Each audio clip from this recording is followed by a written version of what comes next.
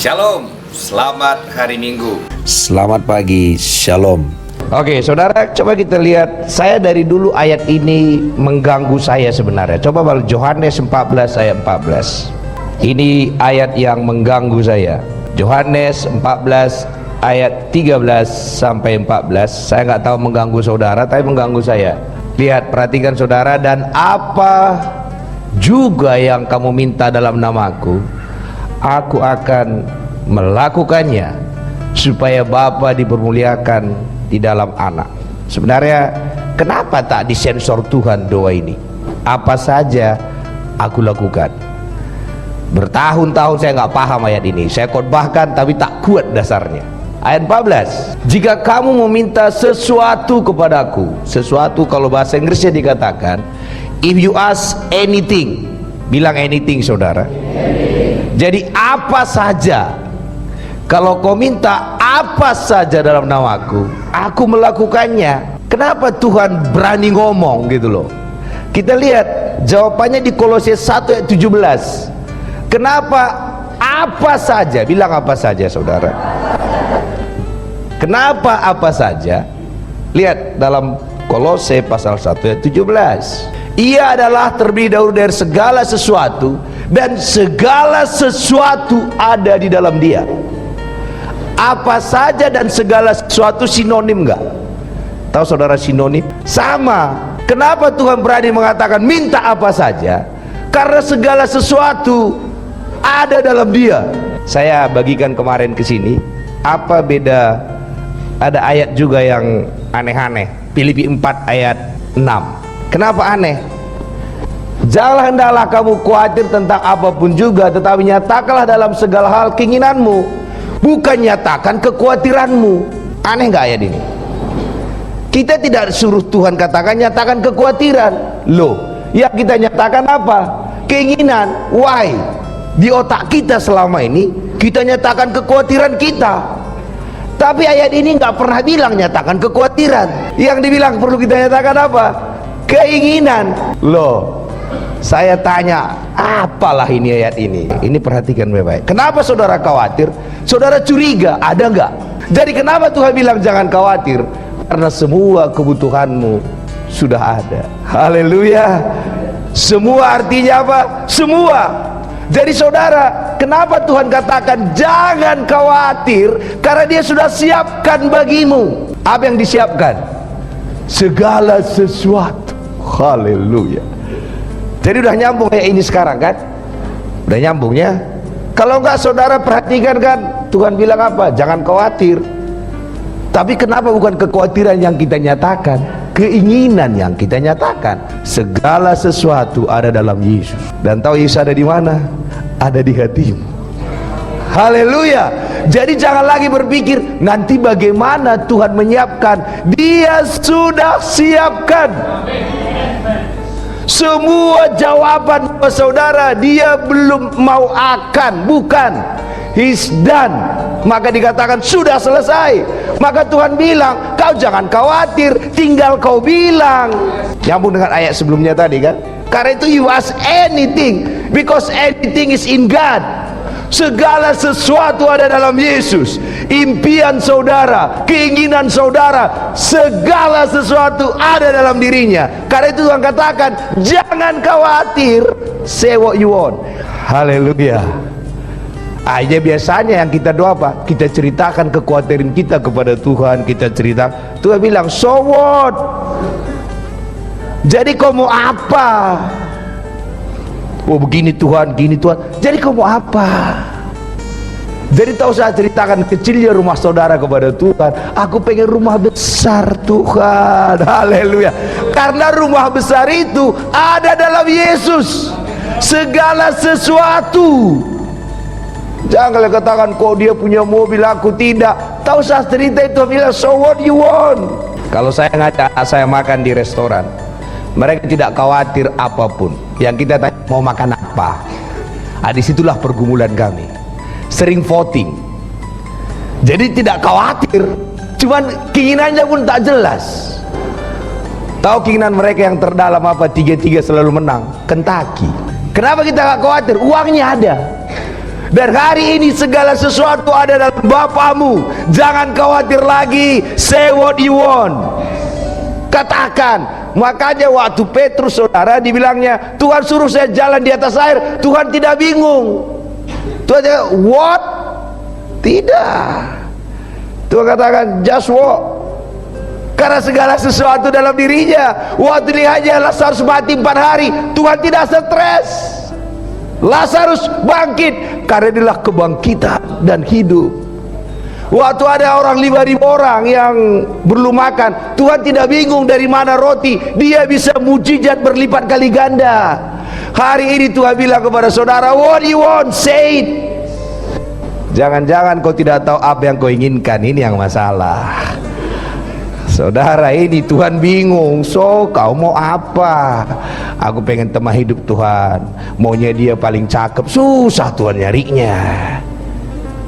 Saudara pengen apa? Dan bagi Tuhan permintaan saudara tidak ada yang aneh. Tidak ada. Karena dia menciptakan saudara. Dia mengerti saudara. Oke, jawaban itu saya dapat. Baru saya mengerti. Oh pantesan. Jadi saudara jangan lagi khawatir. Bilang, tidak ada permintaan saudara yang terlalu besar bagi Allah. Tidak ada. Lihat saudara, semua pendoa-pendoa aneh di Alkitab. Elia tanpa tanya Tuhan, buatlah 3,5 tahun tak turun hujan. Apa kata Tuhan? Kau tahu gak apa yang kau tanya? Tidak, Tuhan kasih, gak turun hujan. Dampaknya apa yang terjadi? Kelaparan kan? Siapa yang pusing? Tuhan juga yang pusing, bukan si Elia. Salah doa pun saudara, Tuhan tolong juga. Kelaparan dia di sungai Kerit itu kan, sungai Kerit kan. Dari apa kata Tuhan? Rasain lu. Enggak. Tuhan juga siapkan makanan. Lihat Petrus jalan di atas air. Setelah dia jatuh, apa kata Tuhan? Salah minta memang kau. Tidak. Karena itu mulai hari ini buang kekhawatiran saudara. Karena semua Allah sudah siapkan. Dari mana teologi perjanjian lamanya? Sebelum Allah menciptakan Adam, disiapkannya semua Taman Eden. Perhatikan ini. Baik-baik perhatikan. Setiap kali saudara dibangunkan Tuhan, artinya apa? Taman Edenmu sudah disiapkan. Haleluya, amin. Karena Adam dibangunkan setelah selesai semua. Jadi ini pertama. Yang kedua saudara, kita baca buku Ibrani pasal 11. Ibrani pasal 11 ayat 1. Tapi kita lari dulu ke ayat 6 dia ya. Kalau dalam buku Roma dikatakan orang benar akan hidup oleh iman. Tapi ayat 6 lebih parah saudara, lihat. Tetapi tanpa iman tidak mungkin. Bilang tidak mungkin. Tak mungkin berkenan kepada Allah. Jadi saudara nggak ada pilihan lain. Saya ulangin ini. Saudara tidak mungkin berkenan kepada Allah tanpa iman. Jadi hidup jangan karena perasaanmu, hidup jangan kata orang, hidup jangan kata tetangga, hidup jangan kata dunia. Hidup harus oleh iman. Iman itu adalah apa yang Tuhan bilang tentang saudara, dan saudara amenin, itulah iman. Kenapa kita stres? Kita dengar kata orang, kita dengar kata dompet, kita dengar kata tagihan, kita dengar kata umur kita dengar kata semua, kita dengar, kecuali kita tidak dengar kata Tuhan. Maka Tuhan katakan, engkau tidak bisa berkenan kepada Allah kalau engkau tidak pakai iman. Dari mana? Karena kalau saudara beriman, hanya satu kerjaan saudara. Filipi 4:4, hanya bersuka cita. Jadi kalau saudara nggak bisa lagi bersuka cita, saudara sudah turun dari posisi saudara sesungguhnya. Karena kita tercipta tidak untuk stres. Manusia tak sanggup menahan stres. Gara-gara stres darah tinggi semua, apa banyak kali penyakit. Saudara nggak sanggup kita. Maka Allah katakan apa? Bersuka citalah. Gimana bersuka cita kalau semua tak beres? Saudara hanya bisa bersuka cita kalau saudara percaya apa yang Tuhan katakan. Kita lihat apa itu iman. Pasal 1 ayat 1 ya. Iman adalah dasar dari segala sesuatu yang kita harapkan dan bukti dari segala sesuatu yang tidak kita lihat. Tahu saudara, iman Iman itu dasarnya, itu buktinya, dan Allah tinggal eksekusi. Haleluya. Artinya supaya Allah bisa mengeksekusi, hanya satu yang dia minta, iman. Karena iman itulah dasarnya, dan iman itu juga buktinya. Udah paham kan? Iman adalah dasar dan iman adalah bukti. Dan kalau ini terjadi, Allah eksekusi, Allah berikan apa yang kau inginkan. Setiap hal yang kalau sudah engkau percaya, dan Tuhan akan eksekusi. Kenapa? Iman cukup sebagai dasar, dia sebagai bukti. Tadi harus dua kan? Ada laporan, ada bukti. Iman itulah dasar dan bukti. Jadi mulai sekarang apa? Tuhan, jaga raya ini milikmu. Aku pengen keliling dunia, Tuhan. Dan kalau Tuhan katakan yes, udah selesai, saudara tinggal keliling dunia. Amin. Pertanyaannya, are you sure what you ask? Yakin kalian minta itu? Jadi masalah kita sekarang bukan masalah dunia, bukan masalah setan, bukan masalah kemiskinan, bukan masalah penyakit. Masalahnya yang mana kita sepakat sama Tuhan. Kita bacakan ayat ini. Baca Yohanes 1 Yohanes pasal 5. Nanti kita balik lagi ke sini ya. Saya diberkati sampai sekarang. So far, God bless you. Baca 1 Yohanes pasal 5. Nanti kita balik ke Ibrani ini. Lihat ya, ini this you are identity. Tahu saudara kalau orang pengen lomba lari, yang pertama orang lomba lari harus disiapkan apa? Posisi. Betul? Salah posisi disqualified. Setiap orang yang percaya bahwa Yesus adalah Kristus lahir dari Allah. Jadi saudara lahir dari siapa? Engkau turunan Allah. Amin. Mulai pengen engkau turunan Allah. Syaratnya apa? Kita percaya Yesus adalah Kristus, juru selamat yang diurapi. Mulai pikirkan kau berasal dari Allah. Oke? Bukan dari Siantar, bukan dari Belige, bukan dari Lokersi. Kita berasal dari Allah. Amin. Itu posisi saudara. Sekarang orang yang berasal dari Allah, apa yang terjadi? Dikatakan, dan setiap orang yang mengasihi dia, yang melahirkan mengasihi juga dia yang lahir daripadanya. Tapi saya mau loncat ayat selanjutnya, ayat 4. Dan semua orang dan semua yang lahir dari Allah mengalahkan dunia. Jadi siapakah penakluk dunia? Syaratnya apa? Lahir dari Allah. Dan lihat perkatakan, dan inilah kemenangan yang mengalahkan dunia. Bagian kita yang mengalahkan dunia apa? Tampang kita, kekayaan kita, otak kita? Bukan. Kenapa kita wajib hidup dengan iman? Karena hanya itu yang bisa mengalahkan dunia ini. Haleluya. Jadi apa yang mengalahkan dunia? Iman kita. Amin. Jadi mengalahkan dunia bukan tampang saudara, bukan tinggi saudara, bukan rambut saudara, bukan model wajah saudara, bukan dompet saudara, bukan kampung saudara. Yang mengalahkan dunia adalah iman saudara. Arti iman is not about you, it's all about Jesus. Iman artinya saudara tidak cerita lagi perasaanmu, tidak kau cerita latar belakangmu, engkau cerita tentang Yesus yang luar biasa itu. Amin. Iman artinya tidak kita lagi, karena nggak mungkin. Kenapa tidak mungkin? Kita baca dalam buku Efesus, tak mungkin lagi kita di situ. Jadi saudara jangan lagi coba-coba. Efesus pasal 1. Kenapa tidak mungkin lagi? Efesus pasal 1. Ini kata Tuhan tentang saudara, ayat 20. Saya harap nyambung ini. Kalau nggak nyambung, ayat 21 lihat. Saudara itu kata Tuhan, jauh lebih tinggi dari segala pemerintah. Saudara kata Tuhan, perhatikan, kekuatan dalam dirimu jauh lebih tinggi dari segala pemerintah. Sudah nggak mungkin kita kan? Itu berarti Yesus.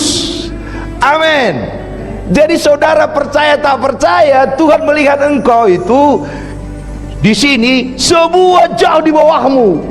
That's your position. Udah nggak bisa. Yesus di situ. Dan Yesus adalah dirimu. Karena Dia kepala, kita tubuh. Haleluya. Jauh lebih tinggi dari segala pemerintah. Jadi jangan katakan kata pemerintah A, B, pemerintah B. Don't care. Your father, your position above of them. Jadi apapun kata pemerintah, bukan itu kata terakhir. Haleluya. Selanjutnya, lebih tinggi dari segala penguasa, jauh lebih tinggi dari segala kekuasaan. jauh lebih tinggi dari segala kerajaan, jauh lebih tinggi daripada tiap-tiap nama yang dapat disebut. Mau nama apapun, posisi kita jauh lebih tinggi. Maka kalau ada yang sakit hari ini saudara, penyakit itu punya nama. Punya enggak? Punya. Setiap penyakit punya nama. Engkau jauh lebih tinggi daripada itu. Haleluya, amin. Setiap uang punya nama. Ada dolar, rupiah, ada angkanya, dan engkau jauh lebih tinggi daripada itu. Amin. Setiap rumah punya nama, setiap alamat punya nama, segala sesuatu dibuat bernama, dan nama itu tidak ada apa-apanya dibanding posisimu. Jadi kalau orang menyebut kau kenal ini, jangan takut. Ku kenal penciptanya, bilang. Dibilang saudara, kau tak mungkin lagi kaya karena kau tidak punya uang. Jangan dengarkan, jangan entertain itu. Apa kata Tuhan, itulah iman. Sepakat sama Tuhan, jangan sepakat dengan kata yang lain. Amin. Jadi saudara, tak mungkin lagi. Jadi saudara, nggak ada harapan kalau tidak hidup dengan iman. Terpaksa kita hidup dengan iman, karena posisi hidup dengan iman jauh lebih tinggi daripada yang kita lihat. Oh, iman itu tadi apa? Balik kita ke Ibrani tadi, Ibrani 11 ayat 3. Karena iman kita mengerti. Coba, iman yang buat kita mengerti bahwa alam semesta telah dijadikan oleh firman Allah. Tahu saudara, orang katakan alam semesta terjadi karena apa? Alam semesta terjadi gara-gara Big Bang itu katanya. Ada benturan yang keras, tiap jadi. Mereka bilang begitu, kita tidak. Kenapa? Kita pakai iman. Alam semesta dijadikan oleh firman Allah. Sekarang kalau alam semesta dijadikan oleh firman, masa depanmu dijadikan firman. Haleluya. Bulan, bintang dan sebagainya Allah lakukan dengan firman. Sekarang iman timbul dari pendengaran akan firman. Kalau alam semesta dijadikan firman, masa depanmu, rumahmu, semua firman itu yang mengerjakan. Karena itu sepakat dengan firman Allah. Karena itu Tuhan katakan, kalau kaulah bangsa yang terpilih, imam marajani, untuk menceritakan perbuatan Allah yang besar. Karena yang berbuat bukan dirimu, berbuat bukan dompetmu, berbuat bukan tampangmu, berbuat Allah Yesus. Dan karena dia besar, kita tukang cerita doang. Kita bercerita, Allah bekerja. Sebelum saudara bercerita pun Allah bekerja. Bagi dialah yang sanggup melakukan jauh lebih banyak daripada yang kita bayangkan. Saudara membayang-bayangkan, Allah bekerja. Saudara karena anaknya dia rela memberikan segalanya bagimu.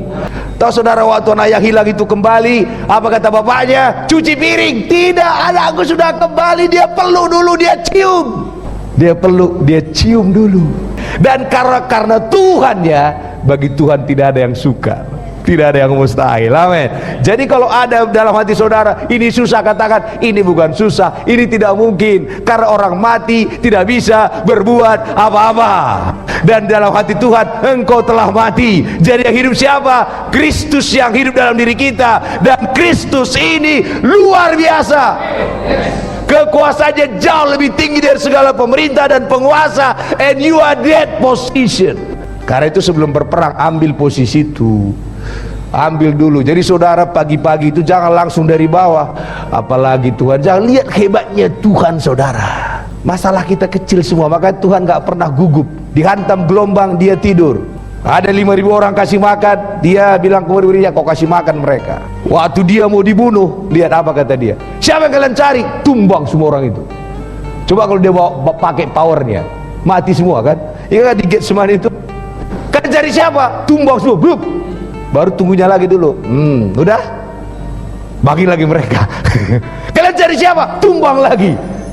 Kira-kira Tuhan bilang apa? Kalau aku pengen kau mati semua, ku kerlipkan mataku, mati kau semua.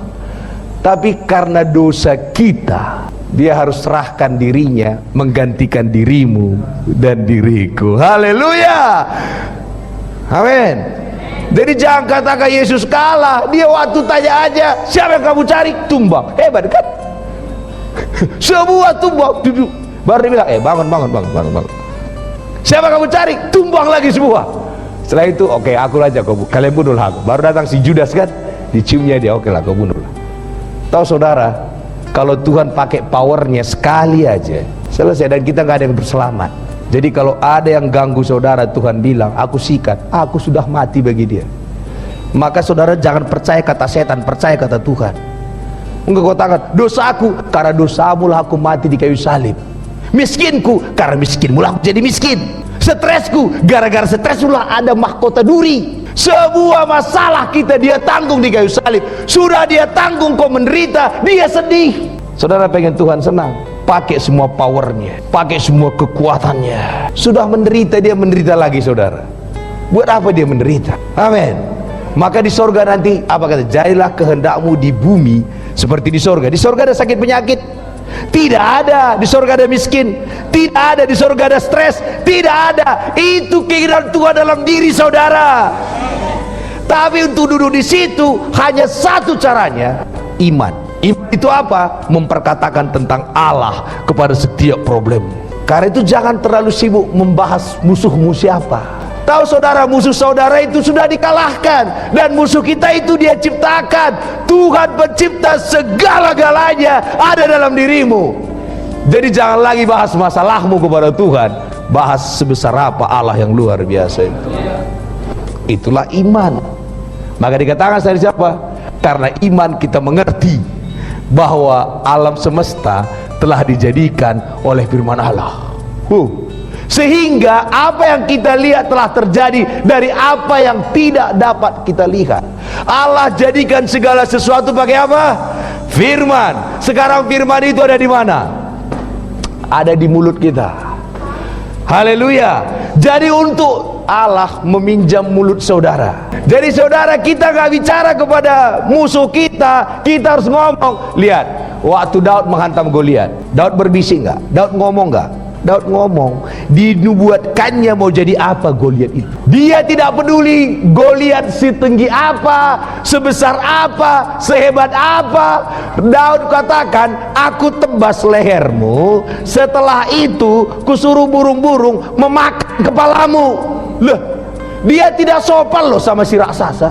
Dia hanya perlu sepakat sama Tuhan. Hari ini saya nggak tahu masalahmu apa, suka-sukamu, mau kau rebus silakan. Haleluya. Joshua dan Kaleb apa? Kita telan, kita makan anak ini katanya. Haleluya. Apa katanya? Kita. Jadi saudara, waktu engkau bersama dengan Allah, engkau berani ngomong seperti Raja Daud. Ada ayatnya, ada. Mazmur 27. Lihat. Mazmur 27. Dari Daud, Tuhan adalah terangku, Tuhan keselamatanku. Sekarang dia tanya, kepada siapa aku takut? Hah? Kira-kira dia ngomongnya gimana? Kepada siapa kau harus takut? Gak mungkin. Ini reaksinya ini apa? Kepada siapa kau harus takut? Haleluya. Kenapa? Karena dia bilang, Tuhan terangku, Tuhan keselamatanku. So what? Baru selanjutnya lihat 4 ayat 5. Lihat terakhir apa kata dia? Lihat ayat 5. Ayat 6. Sorry 6. Lihat apa katanya? Maka sekarang, bilang sekarang. Tahu saudara, kalau saudara takut sama seorang, kemana kepala saudara? Sekarang saudara bilang apa? Sekarang tegaklah kepalaku. Dan kira-kira orang lain melihat dia apa? Mengatasi musuhku sekeliling aku. Sebuah masalah sekeliling, dia katakan mana. Haleluya. Amin. Mengatasi musuhku sekeliling aku. Selesai. Jadi saudara lihat, ini penting. Peperangan itu bukan di luar, peperangan itu di kepala saudara. Makanya lihat waktu Joshua dan Kaleb, dia perhatikan ini. Waktu 10 pengintai itu, 12 pengintai ngelihat musuh itu, mereka sebelum perang sudah kalah. Mereka dengar kata 10. Yang 10 bilang apa? Bicara fakta, survei membuktikan. Fakta membuktikan. Dan orang Israel dengar yang mana? Dengar fakta dan survei. Mereka sudah perang belum? Belum perang, sudah nangis-nangis. Dan apa kata mereka? Pulangkan saja. Udah perang? Belum. Masih ngeliat-liat, udahlah pulangkan saja kami. Dan mereka apa? Marah-marah kepada Musa. Musa, belikan kami dahulu. Saudara juga kadang-kadang lebih enak dulu belum bertobat ya. Ini belum perang. Belum saudara, peperangan belum. Jadi hidup saudara juga menang atau tidak menang bukan tergantung peperangan, tergantung mentalmu sekarang ini. Amin. Jadi menang atau kalah bukan di sana, di sini. Apa yang saudara omongkan. Lihat Daud, dilihatnya Goliat, aku tebas lehermu. Dia udah lebih daripada pemenang. Dia memperkatakan kemenangannya. Lihat sini, musuhnya masih ada nggak? Masih sekeliling dia musuhnya. Maka dia ngapain? Waktu banyak musuhnya, aku mau bersorak-sorai, musuhnya tak dibahas. Haleluya. Dia bersorak-sorai, musuh kiri kanan streslah musuhnya. Perang belum, karena peperangan bukan milikmu, peperangan milik Tuhan. Haleluya. Jadi kerjaan kita ngapain aja? Menggerakkan Tuhan doang. Kita tak pernah berperang lagi. Maka dikatakan kita lebih daripada pemenang, karena yang perang itu adalah Yesus. Kita hanya beriman saja. Kemenangan Dia is belong to you. Haleluya. Jadi ngapain dia? Dia bersorak-sorai, aku menyanyi dan bermasmur bagi Tuhan. So, bagaimana dengan sekelilingnya? It's not your problem. Tahu saudara? Akhirnya Joshua dan Kaleb masuk. Mereka perang enggak? Mana mereka perang? Mereka keliling-keliling, nyanyi-nyanyi, keliling-keliling. Perang apa itu? Mereka itu tidak perang-perangan. Dia keliling-keliling aja, nyanyi-nyanyi, keliling-keliling. Itu kan perang tak jelas itu. Setelah berapa kali dia muter? 7 kali. Mari kita teriak, weh, tumbang, habis. The battle is not belong to you. The battle belong to God. Amin. Yang jadi masalah, Tuhan menang di sana, saudara lari di sini. Tuhan bilang, kemana kau tongat? Katanya kan gitu. Haleluya. Kemenangan itu Allah sudah berikan. Karena itu saudara, kerjaan kita bersorak-sorai, bernyanyi, karena Tuhan sudah menyelesaikan peperangan. Karena peperangan itu miliknya Tuhan. Semua ayat di perjanjian lama, mereka selalu tidak banyak. Waktu Gideon, mereka siapkan 20.000 orang. Tinggal berapa? 300. Tahu apa kerjaan mereka? Mukul aja, mukul buyung-buyung, pecahkan itu, orang lain tikam-tikaman. Tidak pernah orang Israel yang berperang. Tuhan yang berperang. Orang Mesir waktu mau dibunuh, perhatikan saudara Musa. Waktu dia pertama Musa itu mulai besar, dibunuhnya satu orang Mesir. Ingat cerita itu? Satu pun orang Mesir dibunuh, kakinya kelihatan. Satu orang saja kelihatan kakinya, orang ketahuan. Ternyata si Musa itu akhirnya dia apa? Dia lari, sembunyi 40 tahun. Tahu siapa yang bunuh orang Mesir itu? Tuhan. Tuhan bilang apa? Oke, dibunuhnya dengan tulah. Terakhir dibunuhnya dengan apa? Lautan. Mana pernah perang orang ini? Enggak pernah. Ali-ali itu nggak mungkin kena ke kepala itu pakai. Waktu dilempar itu Tuhan tangkap batu itu, Tuhan yang arah. Jadi bukan batu itu yang buat dia mati. Belum kena pun sudah dimatikan Tuhannya duluan. Tuhan tangkap itu batu itu, dipercepat Tuhan kecepatannya. Torongkannya ke dalam, tekannya sampai kotaknya, udah selesai. Ecek-eceknya si Daud itu. Dan itu sekali aja loh, bukan 2 kali. Pertama lepas, kedua lepas, enggak, sekali aja. Tapi Tuhan yang membuat peluru itu kayak peluru kendali. Mungkin dia pengen sembunyi, dilihatnya, mati dia. Baru Tuhan perintahkan apa? Buru-buru kau makan itu bangkainya, selesai. Dan ada pisaunya enggak? Pisau Daud tak ada. Tapi dibilang, ku penggal lehermu. Terpaksa Tuhan siapkan pisaunya dari musuhnya. Asal saudara ngomong, pisau dari kawan, dari musuh, Tuhan siapkan semua. Pertanyaannya, kau berani ngomong tidak? Amin. Ngomong saja. Jadi saudara, kerjanya apa? Dia bersorak-sorai. Tandanya orang beriman, rumahnya penuh dengan sukacita. Dia bersorak-sorai waktu banyak musuh sekitarnya. Ayat selanjutnya, Ibrani pasal 11 tadi, lihat ayat 3. Karena iman kita mengerti bahwa alam semesta telah terjadi oleh firman Allah, sehingga apa yang kita lihat telah terjadi dari apa yang tidak dapat kita lihat. Saudara, belum kau lihat rumah dan mobil, mulai perkatakan haleluya. Jangan usah sogok-sogok Tuhan, mulai perkatakan. Dan saya juga kerjakan itu karena mereka telah kalah. Amin. Jadi jangan lagi bahas uangnya dari mana, mobilnya, gak usah dibahas. Kau pengen apa, aku kasih. Haleluya. Semua permintaan kita berbeda-beda. Jadi semua kita punya karunia. Saya mendorong ini tim pujian penyembahan kita ini. Saya lihat Bapak ini, wah, udah ada aliran baru kami sekarang ini. Ada tempat kita menyembah Tuhan yang luar biasa. Amin. Tuhan kirim karena Allah yang melakukan bagi kita. Oke, selanjutnya dengan sini ayat 6 tadi. Ini saya iri di sini. Tetapi tanpa iman tidak mungkin orang berkepada Allah. Sebab barang siapa berpaling kepada Allah, ia harus percaya bahwa Allah ada. Kata Allah ada di sini balik ke Kejadian. Bahasa Asia dikatakan bahwa Allah I am. Jadi suatu hari waktu Musa bertanya kepada Tuhan, Tuhan, kalau nanti orang Israel bertanya, kalau Firaun bertanya, siapa yang mengutus aku? Aku jawab apa? Apa katanya? Aku adalah aku. Bingung nggak? Jadi bingung. Jadi waktu itu Musa bertanya, Tuhan, kalau nanti aku ditanya, aku itu siapa namamu Tuhan? Datang Tuhan bilang, kau bilang ke Firaun itu, aku adalah aku. Itulah sebenarnya di sini. Datang si Musa, nama apa itu? Pokoknya aku bilang aja, aku adalah aku. Kenapa aku adalah aku? Tuhan nggak bisa buat lagi aku adalah apa. Saudara yang menentukan Tuhan mau jadi apa saudara. Maka Raja Daud bilang, Tuhanlah gembalaku, Tuhanlah benteng hidupku. Tuhan membuat cek kosong. Anything you say about me is yours. Itu artinya ini, bahwa aku Allah ada. Bahasa sini dikatakan I am the God the beginning.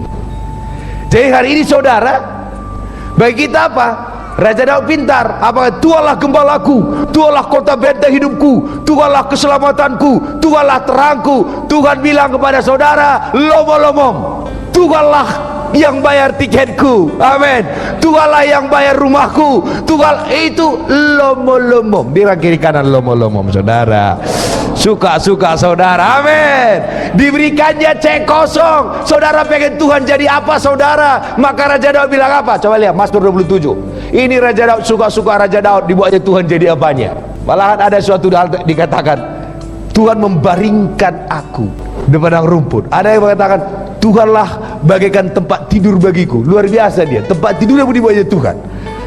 Mazmur 27, lihat apa katanya? Tuhan adalah, tadi aku adalah aku. Baru Raja Daud bilang apa? Tuhan adalah suka-suka saudara. Raja Daud, Tuhanlah terangku, Tuhanlah keselamatanku. Ayat selanjutnya, ayat 5, dibuatnya Tuhan jadi pondoknya. Raja Daud ini apa kata sini? Ia melindungi aku dalam pondoknya. Dia bilang, Tuhan, aku bayangkan ada pondokmu ya, ada pondokmu ya, dan aku di dalam. Lihat, dibuatnya Tuhan jadi apa dia? Pondoknya. Apa lagi? Ia menyuruh aku dalam persembunyiannya, di kemahnya. Suka-suka dia. Terus apa? Tuhan mengangkat aku. Ayat 1 coba lihat. Oh, dibilangnya, Tuhanlah bentengku. Bagi Tuhan itu siapa saudara? Maka Tuhan bagi Tuhan itu apa saudara? Dan waktu Tuhan datang, dia punya dua nama. Yesus datang. Yang pertama juru selamat. Arti saudara selamat tahu apa saudara? Kekayaan di situ. Diselamatkan dari kemiskinan, diselamatkan dari penyakit, diselamatkan dari apa saja. Haleluya. Maka dikatakan dia juru selamat. Amin. Yang kedua namanya apa? Immanuel. Arti Immanuel apa? Tuhan selalu bersama dengan kita. Tahu saudara, di perjanjian lama Tuhan di mana berada? Saya tanya, ini kalian perhatikan, di manakah Tuhan berada di perjanjian lama? Di perjanjian lama Tuhan tidak tinggal di manusia, tapi dia tinggal di ruang maha kudus. Perhatikan ini, ruang maha kudus yang bisa ketemu Tuhan hanya imam besar sekali setahun. Maka waktu dia datang ke sana, ada halaman, ada ruang kudus, ruang maha kudus. Kalau dosa orang ini ditolak, imamnya mati di dalam. Maka waktu imam belum masuk, dikasih giring-giring, lonceng. Jadi, dan di ruang maha kudus tidak ada kursi, karena imam besar kerja terus. Buat inilah, buat inilah, buat inilah, buat kayak jampi-jampi gitu. Itu jampi-jampi itu berasal dari sininya. Banyak kali ramuannya di situ. Mereka belajar untuk Tuhan pada saat itu kan. Kalau bunyi loncengnya sudah nggak kedengaran lagi, tak boleh diintip. Diintip mati. Disitulah dulu Tuhan tinggal. Akhirnya datang datang si Salomo.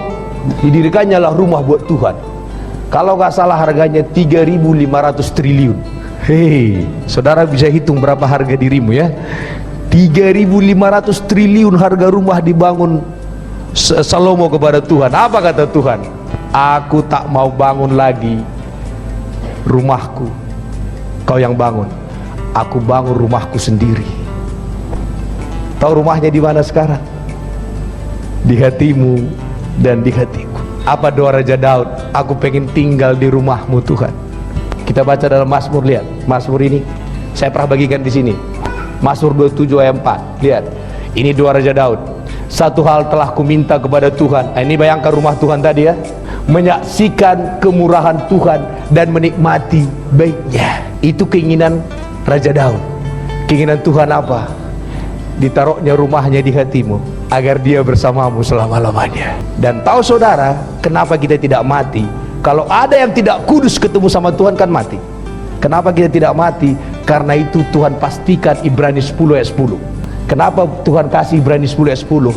Supaya dia tetap ada di hatimu selama-lamanya. Lihat, dipastikannya. Dan karena kehendaknya inilah kita telah dikuduskan satu kali untuk selama-lamanya oleh persembahan tubuh Yesus Kristus. Kenapa selama-lamanya engkau dikuduskan?